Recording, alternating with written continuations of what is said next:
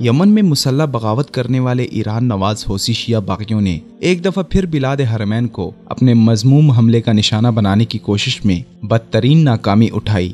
حوثی شیعہ باغیوں نے 19 دسمبر کی شام کو ریاض شہر کو نشانہ بنانے کے لیے میزائل حملہ کیا، جسے فضا میں ہی ناکارہ بنا دیا گیا۔ عرب ٹی وی کے مطابق یمن میں آئینی حکومت کو سپورٹ کرنے والے عرب اتحاد کی فورسز نے منگل کے روز اعلان کیا ہے کہ اس نے حوثیوں کی جانب سے داغا جانے والا ایک بیلسٹک میزائل ریاض کے جنوب میں فضا میں ناکارہ بنا دیا۔ اس سلسلے میں پیٹریاٹ نظام کے ذریعے بیلسٹک میزائل کو تباہ کر دیے جانے کے بعد دارالحکومت ریاض میں زوردار دھماکہ سنا گیا اور آسمان پر سفید دھوئیں کا بادل بھی دیکھا گیا۔ تباہ ہونے والے میزائل کے ٹکڑے ریاض کے مختلف علاقوں میں گرے، تاہم کسی قسم کا جانی یا مالی نقصان نہیں ہوا۔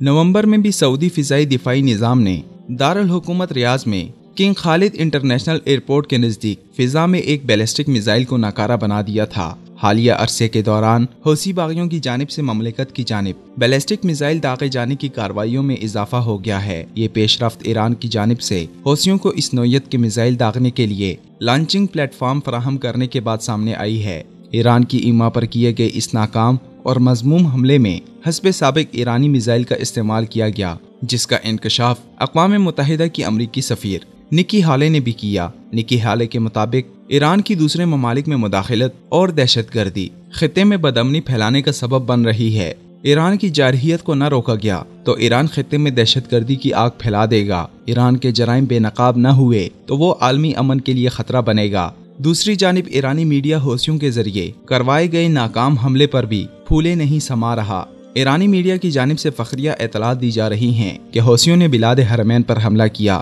ایرانی پاسداران انقلاب کی قریبی نیوز ایجنسی مہر نیوز کے مطابق یمن میں حوثیوں کی مسلح بغاوت کے 1000 دن مکمل ہونے پر انہوں نے سعودی عرب کو بیلسٹک میزائل کے نشانے پر رکھا۔ ایرانی میڈیا نے اس حملے سے کاخ یزیدیت کو ہلا کر رکھنے کا خود فریب عنوان دیتے ہوئے کہا کہ اس میزائل کا نشانہ ریاض میں قائم شاہی محل الیمامہ تھا، جہاں ولی عہد محمد بن سلمان ایک میٹنگ میں موجود تھے۔ ایرانی میڈیا کے بقول یہ حملہ برکان 2H نامی میزائل سے کیا گیا۔ یہی وہ میزائل ہے جو ایرانی ساختہ ہے اور ایران ہی کی جانب سے حوثی شیعہ باغیوں کو یہ میزائل فراہم کیے گئے ہیں۔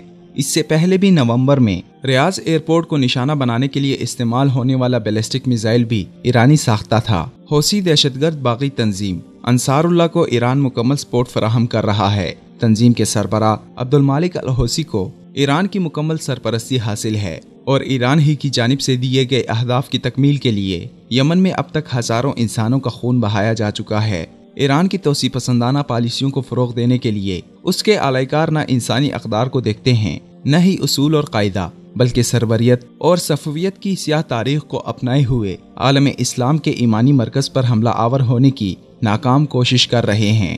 یاد رہے کہ یمن کے ذریعے سعودی عرب میں مداخلت اور وہاں سے مقامات مقدسہ یعنی حرمین شریفین اور مدینہ منورہ پر قبضہ ایران کا دیرینہ خواب اور شیعہ ملائی نظام ولایت فقیہ کے اہم اہداف میں سر فہرست ہے۔